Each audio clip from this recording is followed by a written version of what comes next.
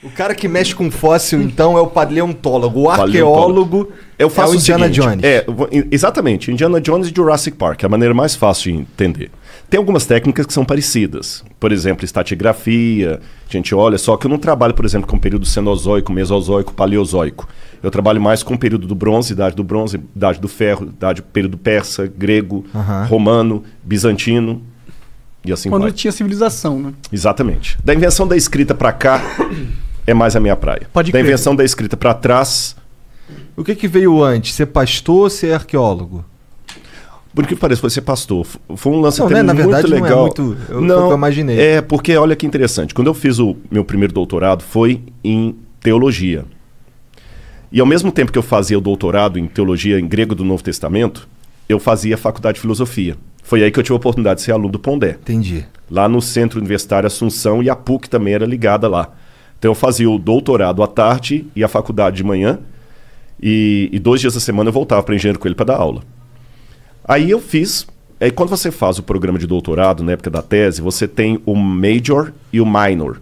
Você tem uma área de concentração maior e uma menor. A minha maior era grego do Novo Testamento. A menor, eu escolhi arqueologia bíblica, mas por uma única razão. Eu falei, vai ser a minha única oportunidade de conhecer a Terra Santa. Aí eu fui para lá. Cara, quando eu cheguei lá, que eu vi a arqueologia, eu me apaixonei tanto pelo negócio. Aí escavei em Shahar Golan. E fiquei muito empolgado com a coisa. Aí comecei a fazer outras escavações, fui escavando, aí fiz um curso pela Universidade Hebraica. Depois eu fiz um pós-doc em arqueologia pela Andrews University, lá dos Estados Unidos. Depois eu fiz o outro doutorado em arqueologia na USP. E foi muito bacana. A primeira vez que eu fui para Jerusalém, quando eu estava voltando, eu lembro que tem uma frase que os judeus falam muito, que vem desde a época do cativeiro babilônico, Lashana Rabaa ve Yerushalayim, ano que vem Jerusalém. O cara falou, você vai voltar aqui? Eu falei, nunca. Porque voltar lá... Então eu falei, isso foi 1998. Ano que vem Jerusalém, Jerusalém. Aquilo tudo? Lashana, ano, né? Lashana Rabaa, ano que vem, e Yerushalayim, Jerusalém. Né? Estaremos em Jerusalém. Porque os judeus, quando estavam presos no cativeiro, e Jerusalém destruída, a esperança deles é que no próximo ano a Páscoa fosse celebrada em Jerusalém. Entendi. Então criou-se um lema. Eu falei, nunca. Voltar a Jerusalém é como se Armstrong falar que ia voltar à Lua. É uma vez só. Mas olha, Deus me abençoou tanto que nesse lance de ir para escavar e ser guia, eu consigo ir, porque embora eu não receba salário por isso, eu tenho a minha passagem da minha esposa garantida. Sim, você pode ir lá aproveitar as Você está experiências. entendendo? Exatamente, eu vou para queria. trabalhar. Porque o dia inteiro mostrando sítios arqueológicos e tudo, quando vai para escavar também, a universidade também ajuda nesse sentido e tal. Cara, eu já fui mais de 30 vezes. Da hora. Como que é uma escavação lá? Como é que funciona isso? Bom, É tipo, é igual um filme, tem umas barraquinhas, Tem e isso uns mesmo. caras assim com as vassourinhas. não, aí você não... Eu não sei que filme você está assistindo, porque filme que eu conheço de arqueologia é múmia andando, é nazista atirando em você, helicóptero, né? Então é assim. É assim, caralho? Cara, Bem mais legal, Bem, né? ou não, né? Corre o risco de vida. literalmente, a arqueologia é uma vida em ruínas. É o seguinte, você primeiro... você tem o sítio arqueológico, depende da grana também, porque Israel tem mais de 30 mil sítios arqueológicos mapeados. Caralho. Mas nem 10% está escavado, porque Israel é um país persona não grata onde ele está ali. Todo mundo é inimigo de Israel, com exceção da Jordânia e do Egito. Agora também tem relações diplomáticas com Bahrein, Arábia Saudita, alguma coisa assim tudo. Mas Israel ali sofre muito, então eles têm que gastar muito dinheiro para a segurança nacional do país. Então os arqueólogos dão aula no período letivo e em julho que escavam. Poucos sítios arqueológicos funcionam fora do período do verão, estou falando verão, hemisfério norte. Então você tem as quadrículas, e como é que você descobre que ali é um sítio arqueológico, por exemplo? Tem várias maneiras. Acidentalmente, a Vênus de Milo, por exemplo, foi encontrada porque o cara estava arando a fazenda dele e encontrou a Vênus de Milo. Sério? Que o Brasil, Jogada? Jogada, porque o Brasil é um Que país loucura. de história muito nova, 1500 para cá. Então qualquer coisa que tem 200 anos, pô, antigão. Israel, Jerusalém foi construída e reconstruída, passou pelos cruzados, pelos mamelucos, pelos persas. Cidade que tem 2.000 anos, 3 mil e tantos anos. Cara, que loucura que a Vênus de Milo tava assim jogada. Era uma floresta, assim? Não, tipo? não era floresta, era uma fazenda mesmo. Isso não é normal. Mas ela tava só parada no meio da fazenda? Não. Tava no chão. Ah, O cara foi fazer um soterrada, buraco ali, entendi. soterrado, ele achou. Muitas. Mas quantos anos ela ficou soterrada lá? Isso é muito loucura, Mas fica, né, mano? isso é normal lá. Se você for, eu não sei se você já foi alguma vez à Itália, lá no Vaticano. Nunca fui. Tem o Museu do Vaticano. E tem um museu ali cheio de estátuas. Tem a estátua do Laocoonte. Foi encontrada também numa fazenda, assim. Então o pessoal encontra. Às vezes um arquiteto, um engenheiro, está fazendo uma obra, encontrou alguma coisa. No Brasil acontece isso em menor escala.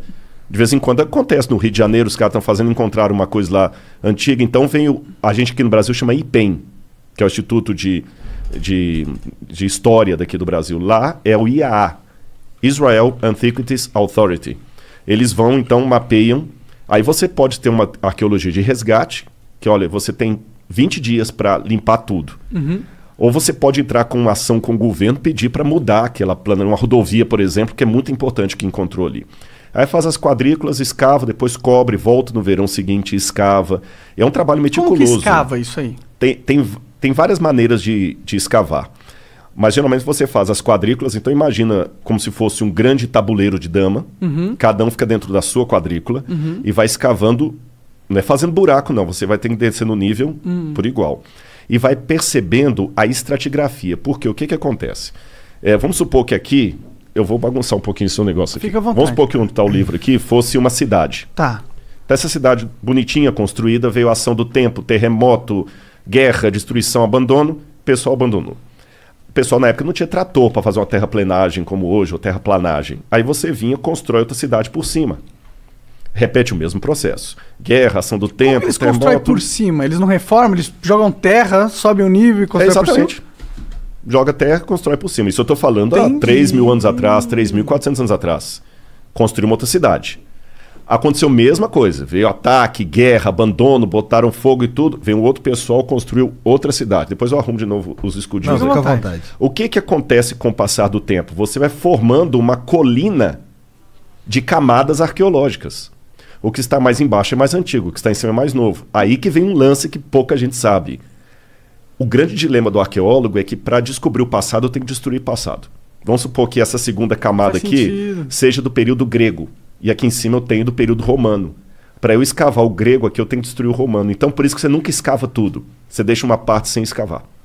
Aí você vê as camadas e você vai montando a estratigrafia. Isso é estratigrafia. É diferente da estratigrafia do cara que mexe com o dinossauro lá, com o Fred Flintstone lá, né? Porque... Ele tem que cavar muito. Hã? Ele tem que cavar Tem muito. que cavar muito. Ô, Fred, vamos fazer agora uma escavação, Fred. Calma, Nanico. Sabe quantas coisas que eu gostava também? Era imitar desenho animado, né? Então, o que acontece? Nesse processo aí, o camarada vai mexer com paleozoico, cenozoico, é ver o osso do dinossauro ou não. É construção humana. Então, pela cerâmica local, carbono 14, que você usa no material orgânico, você vai datando os estratos. E fala, isso aqui é um período tal, isso aqui é o período X, o tipo de cerâmica. E vai escavando, pegando as peças, leva para o museu e vamos recontando a história, uma história em fragmento. Entendeu? O passado da humanidade é um quebra-cabeça de 10.000 peças, 9.500